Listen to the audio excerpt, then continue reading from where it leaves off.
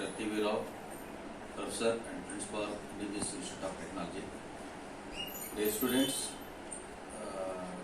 today I am going to explain fundamentals of convective heat transfer.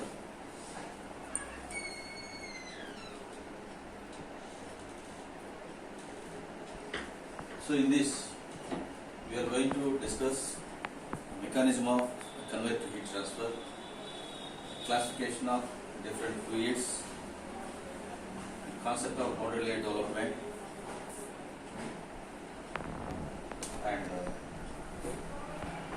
dimensionless numbers, Reynolds number, Prandtl number, Nusselt numbers in convective heat transfer.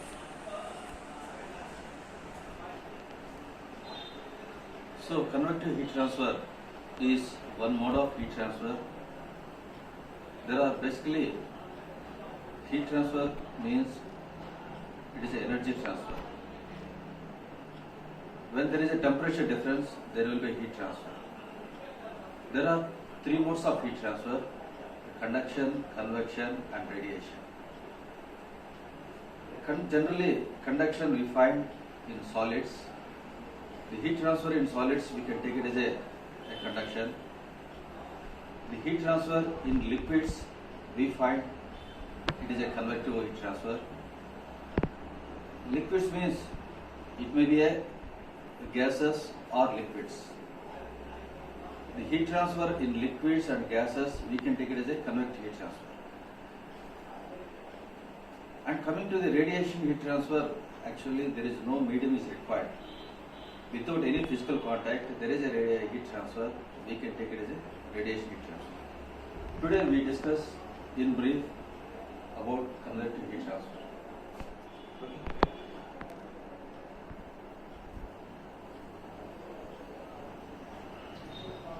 So convective heat transfer, it is a heat transfer when a fluid is flowing over a solid boundary, a solid surface. But in such cases, the heat is transferred through convection. That is,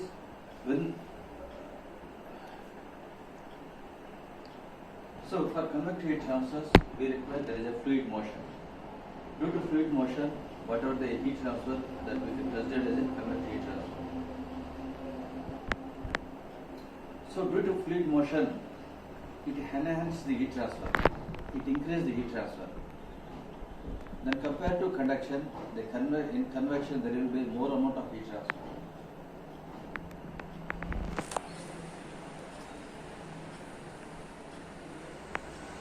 In convective heat transfer, heat is transferred in two modes.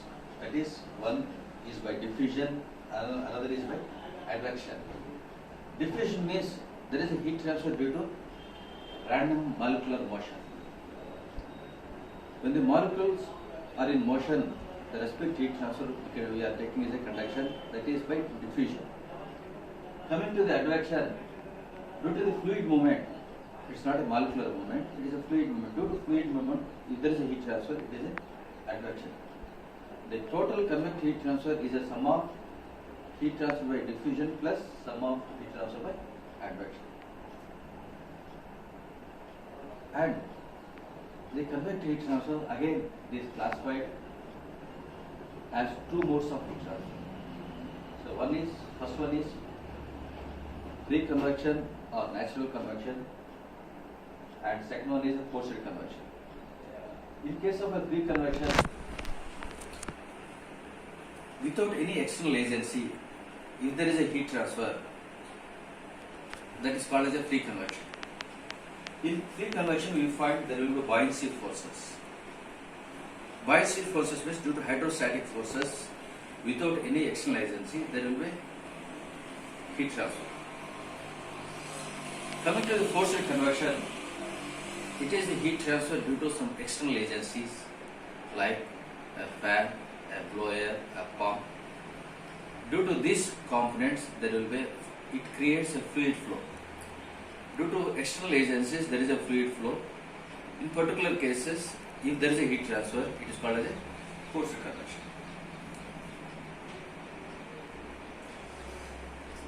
Next, how to calculate this convective heat transfer?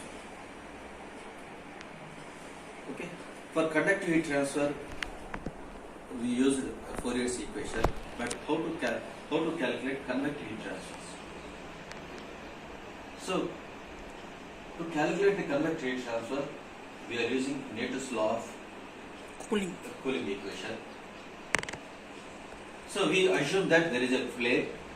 Over the plate, fluid is flowing. Where the plate temperature is Ts and fluid temperature is T infinity.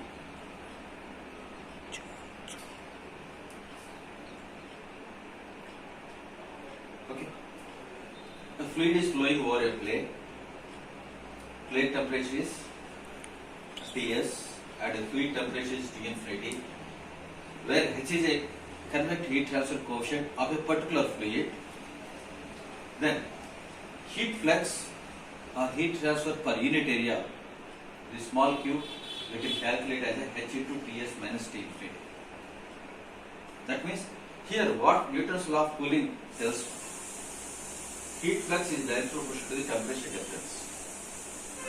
If there is a more temperature difference, there will be more amount of heat flux. There will be more amount of heat transfer.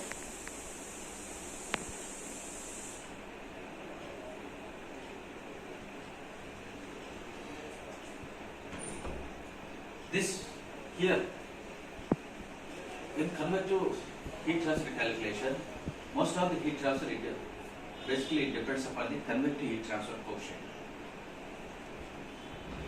If convective heat transfer coefficient is more, means there will be more amount of heat transfer. If convective heat transfer coefficient is less, means there will be less amount of heat transfer.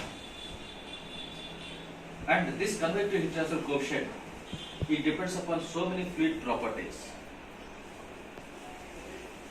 So it depends upon dynamic viscosity, it depends upon thermal conductivity, it depends upon density of the fluid, and it depends upon specific heat of the fluid, and it depends upon the fluid velocity. Not only these parameters, sometimes it depends upon the geometry and roughness of the solid surface also. And if you compare the convective heat transfer coefficient for different cases, for natural convection and forced convection,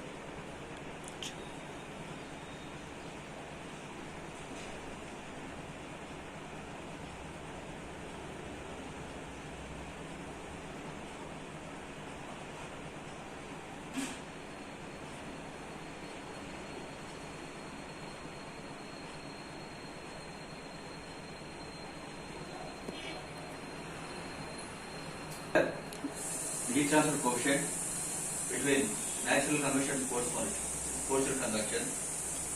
Natural convection heat transfer coefficient is less than the forced convection. It means that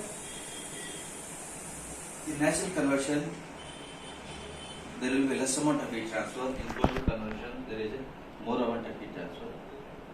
There is one more heat transfer. There is convective heat transfer, that is a phase change. In phase change, the heat transfer coefficient is more than both the cases, and here there will be a large amount of heat transfer takes place.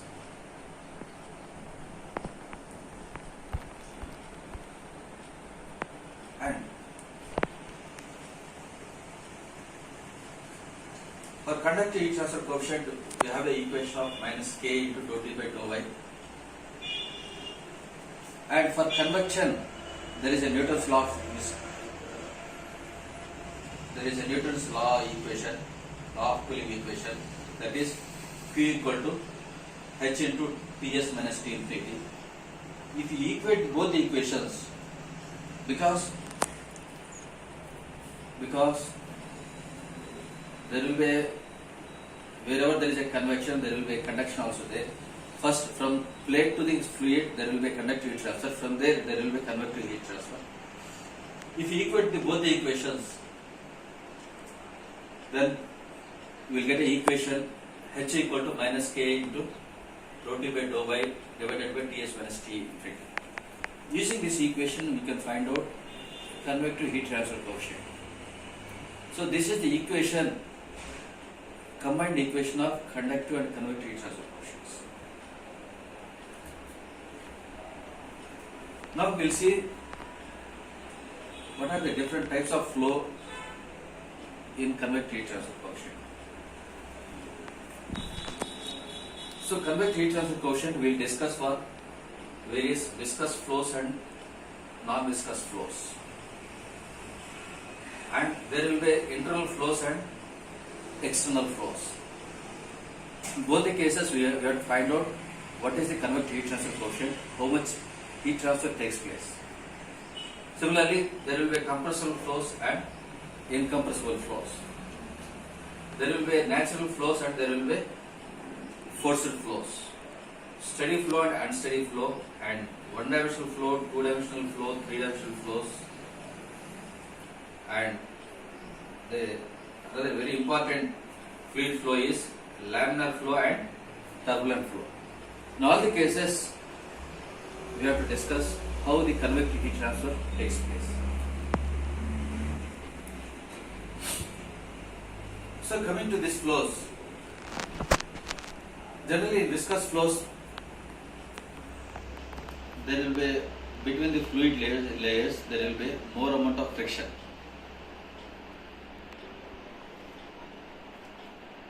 So viscous flow means flow in which frictional effects are significant, called viscous effects. In non-inviscid flows, there won't be any frictional effects between the fluid layers. Coming to the internal flows and external flows, if there is a flow over a flat plate, we can take it as external flow.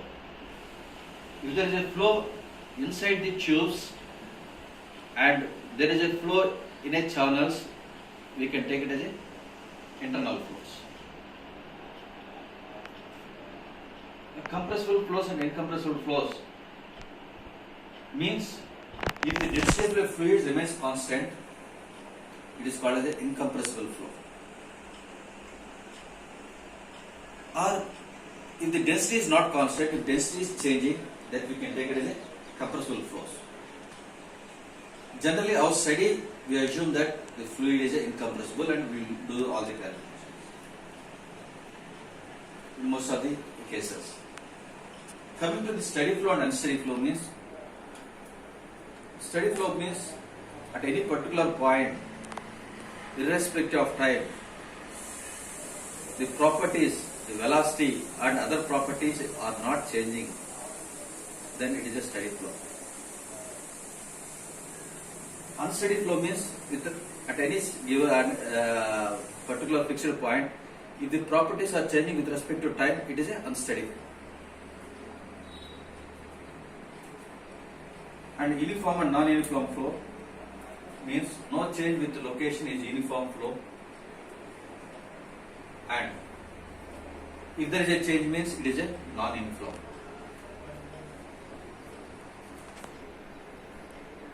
One-dimensional flow means if the flow is only is a function of x, it is a one-dimensional.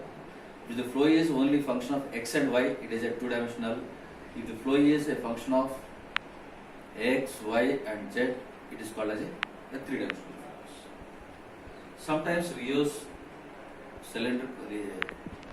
Cartesian coordinates and sometimes we use cylindrical coordinates in some objects. And there is another important flows, laminar and turbulent. So these flows are very important as far this convective heat transfer is concerned. So laminar flow means if the flow is very smooth, if the flow is a streamlined flow, then it is called as a laminar flow. Okay. So if you observe in both the cases, so this is some gas burner.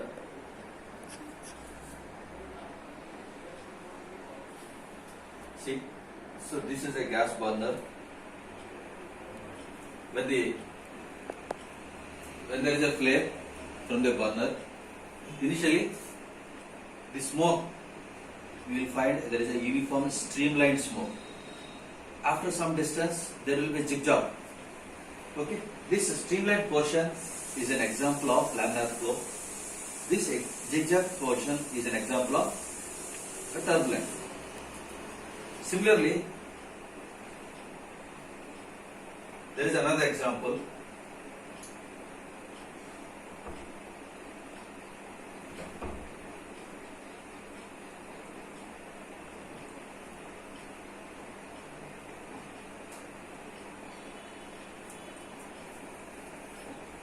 So we discuss laminar flow. Turbulent flow means if the flow is not smooth, if the flow is not streamlined, if the flow is in a zigzag manner, it is called as a turbulent flow.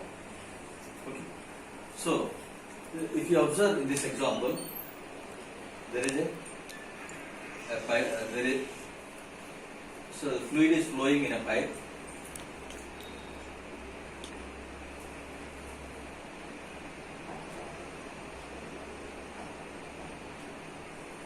Fluid is flowing in a pipe, and here there is a small arrangement for dye injection, a color dye injection.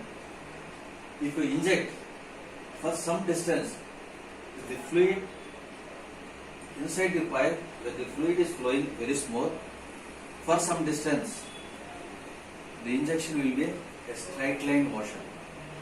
Then we can understand that the flow is laminar flow. So in case of turbulent flow,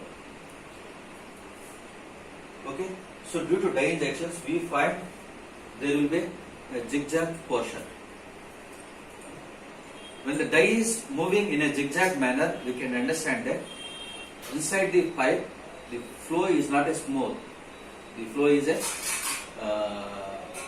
high velocity. It is not a streamline. Then we have to understand that it is a turbulent flow. Like this, we can understand whether the flow is a laminar or turbulent with the help of a dye injection.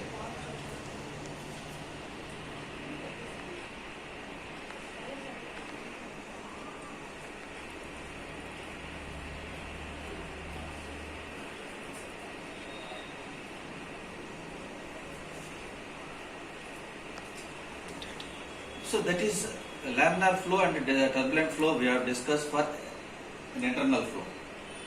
Now we'll see for external flow how this laminar and turbulent layers takes place.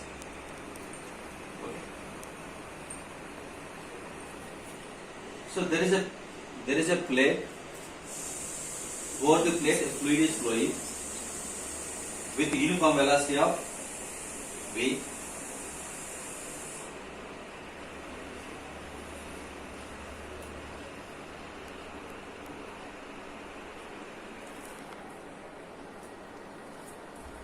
See, over a plate, the fluid is flowing. So this is a plate. The fluid is flowing with the uniform velocity of V. Due to the flow over a plate, what happens means there is a boundary layer takes place. Okay. So here we find there is a boundary layer flow and there is a outside the boundary layer flow. So due to boundary layer, what happens means where the fluid touches the plate, where the velocity becomes 0. And at the surface of the plate, entire surface of the plate, the velocity is 0.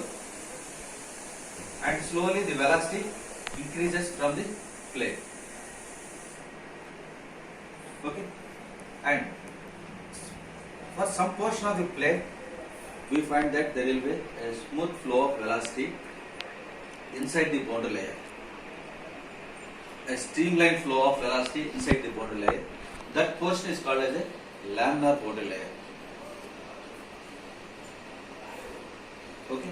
And after some distance, after laminar boundary layer, what happens means the fluid starts disturbing. There is a deviation of fluid flow. This is called a transition boundary layer. After some distance, what happens means we find inside the boundary layer there will be some The fluid is in a zigzag manner. So that portion we can call as a turbulent body layer. Okay. Above the body layer, the velocity will be similar to the free stream velocity, but only the inside the body layer only the velocity is changing. At the surface of the plate, the velocity is 0, and slowly velocity increases. At some point of time, at some point, the velocity becomes equal to the 99% of the free stream velocity, and the particular thickness we can call as a boundary layer thickness. Okay, where the velocity becomes the free stream velocity, the particular distance we can call it as a boundary layer thickness. Apart from this turbulent boundary layer, again we are subdivided into a few various layers: viscous sublayer, buffer layer, overlap layer, and turbulent layer. Top portion of the turbulent boundary layer we can call as a turbulent boundary layer, and over the surface we can call as a viscous layer.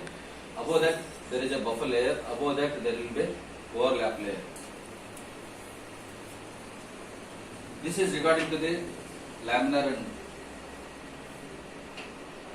turbulent flows. Coming to the boundary layer development, as we discussed, there is a plate. Over the plate, there is a fluid is flowing with a velocity of u infinity. U infinity is a free stream velocity.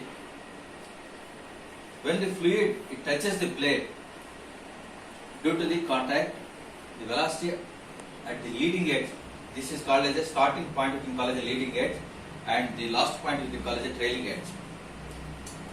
Where the fluid touches the leading edge, the velocity becomes 0, and slowly the velocity increases, and the flow is divided into two sections. One is a boundary layer flow and outside the boundary layer flow. This boundary layer flow is a very thin section, and here from surface to boundary layer, so velocity slowly increases. And inside the boundary layer what happens means there will be viscous effects, there will be frictional forces. So due to frictional forces, there will be some drag force acts on the surfaces or plane.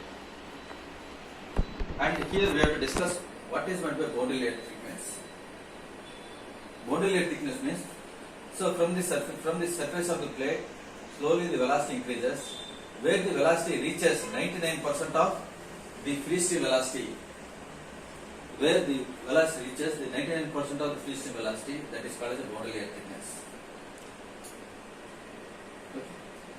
So here we are discussing velocity is a velocity boundary layer thickness. Similar to that, we have to discuss the thermal boundary layer also.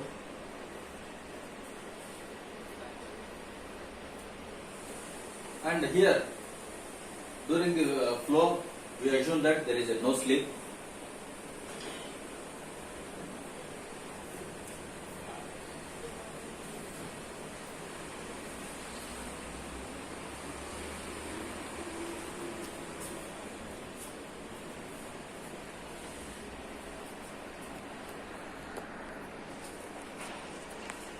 So, over the boundary layer, the velocity is u equal to 0.99 v. That means where it reaches 99% velocity. So, particular velocity thickness we can take as a boundary layer thickness, delta.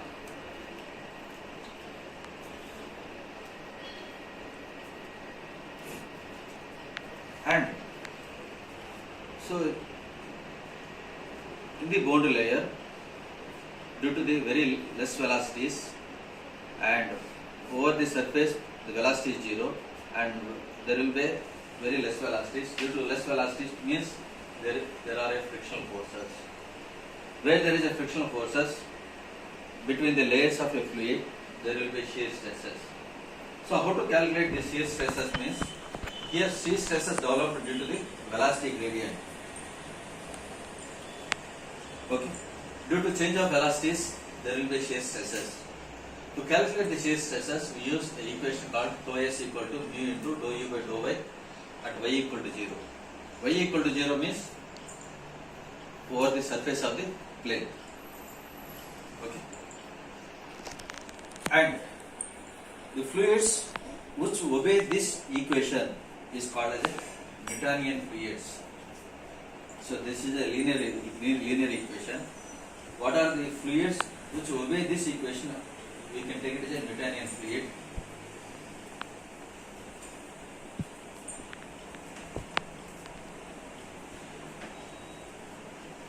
Similar to that, there will be a thermal boundary layer also we can find over a flow. Okay. So, very similar flow. That means there will be a flow over a flat plate. In previous cases, we discussed only how the velocity changes. So here, the temperature of the plate is Ts, and the temperature of the fluid is T infinity. And when the fluid is flowing over a plate, there will be a boundary layer formation takes place. Okay. So inside the boundary layer, there will be a fluid flow, and there will be a lot of frictional forces. And same time, what happens means there is a heat transfer from this plate to the fluid. So there will be a heat transfer takes place. Due to heat transfer, what happens means the temperature of the fluid inside the boundary layer we can calculate using this equation, and slowly temperature reduce, and there will be more temperature over a surface this plate. And when we are moving towards vertical, slowly there will be heat transfer, even though the temperature slowly it reduces, and at one point of time it becomes equal to the fluid velocity. Okay, where the temperature of the fluid it reaches to the free stream temperature, the particular height or the particular distance we can call as a boundary layer thickness delta suffix T.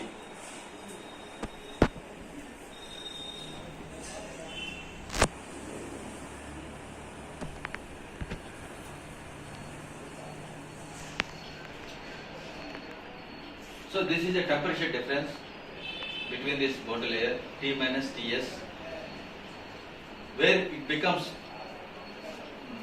it reaches 99% of this Ts minus T infinity, that particular height we can take it as a boundary layer thickness, thermal boundary layer thickness. The thickness of the thermal boundary layer increases in the flow direction. Okay, when X increases, boundary layer thickness also it increases, and the convective heat transfer rate anywhere along the surface is directly proportional to the temperature gradient. Where the temperature gradient or the temperature difference is more, the heat transfer also more.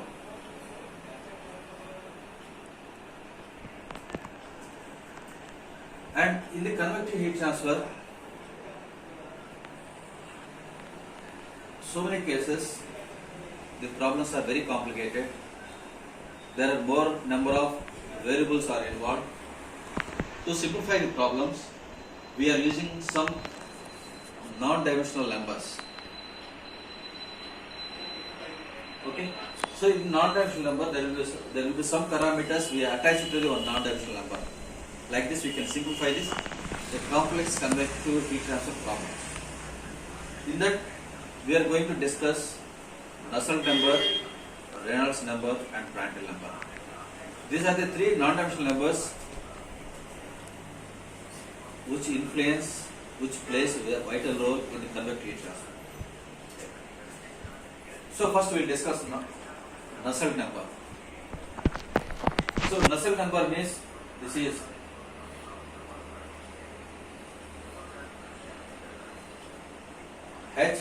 K.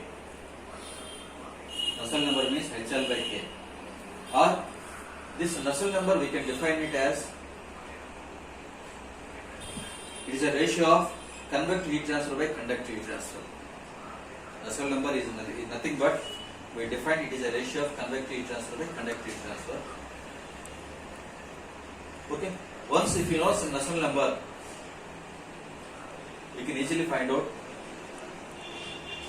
heat transfer coefficient. If you are able to find out the heat transfer coefficient, you can find out the amount of convective heat transfer.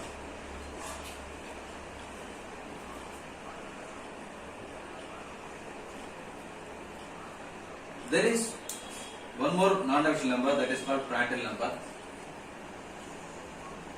So Prandtl is a scientist. He did a lot of contribution in convective heat transfer, and even the border layer concept also was introduced by the Prandtl. The Prandtl number we can define it as molecular diffusivity of momentum divided by molecular diffusivity of heat. Molecular diffusivity of momentum is nothing but mu divided by alpha. Again, mu we can write it as a, again this we can simplify it as a mu Cp by K. Or sometime this Prandtl number we can define it as it is a ratio of thermal boundary layer by laminar boundary layer thicknesses, delta T by delta. Okay. For liquid metals, the Prandtl number is less than 1, and for some oils, Prandtl number is greater than 1. If Prandtl number is less than 1, there is a more amount of heat transfer. If Prandtl number is greater than 1, there will be less amount of heat transfer. So the thermal boundary layer is much thicker than for liquid metals and much thinner for oils and relative to the velocity boundary layer. So next non-actual number is Reynolds number. So this is it plays is also one of the very important non-actual numbers. Based on this Reynolds number, we can identify that whether the flow is laminar or turbulent. And the Reynolds number we can define it as it is a ratio of inertia forces by viscous forces. So that is VLC by mu. Again, so the viscosity you can again this equation again you can simplify it as rho V L by mu. Rho means the density of fluid, V means velocity, and L means that length of the laminar layer or whatever it may be, and mu is dynamic viscosity of the fluid.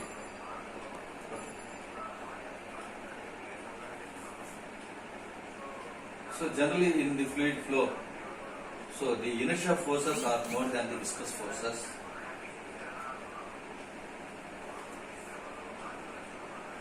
And over a flow, some portion is a laminar flow, after that there will be a turbulent flow.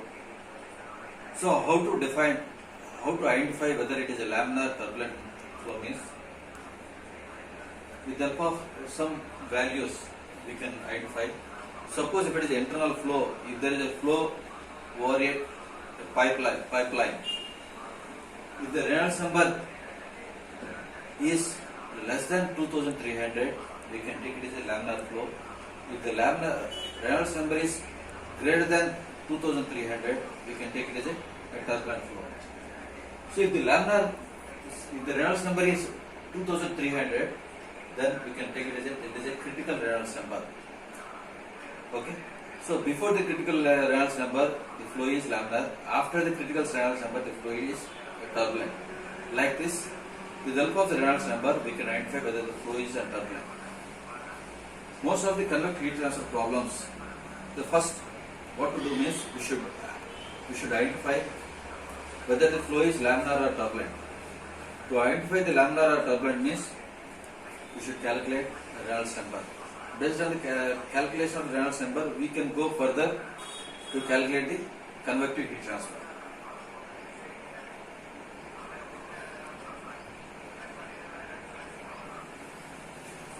And since it is a fluid flow, the fluid flow is governed by a few differential equations, that is continuity equation and momentum equation and energy equation.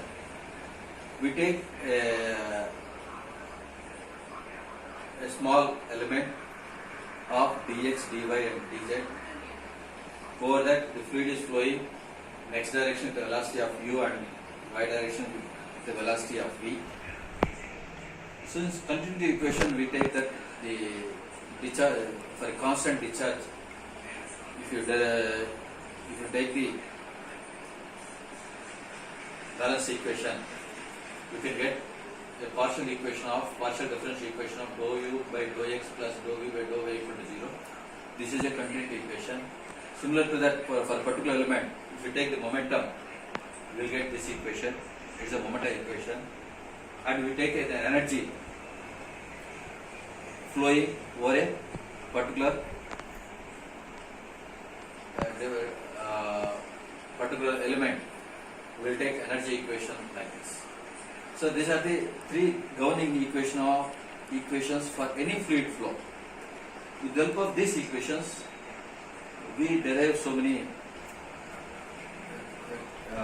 flow equations like Navier-Stokes equations.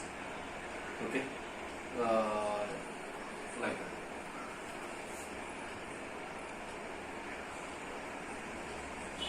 So these are the some fundamentals heat transfer, convective heat transfer concept we have discussed today's class. So we have discussed about what is meant by convective heat transfer, what are the different types of convective heat transfer, natural convection and forced convection, what are the different flows, what is meant by boundary layer, what is meant by laminar boundary layer, and what is meant by double boundary layer. Okay. And apart from this, we have discussed what is the importance of non-dimensional numbers. And for convective heat transfer problems, there are three non-dimensional numbers: Nusselt number, Prandtl number, and Reynolds number. And what is its importance today we will discuss. Thank you.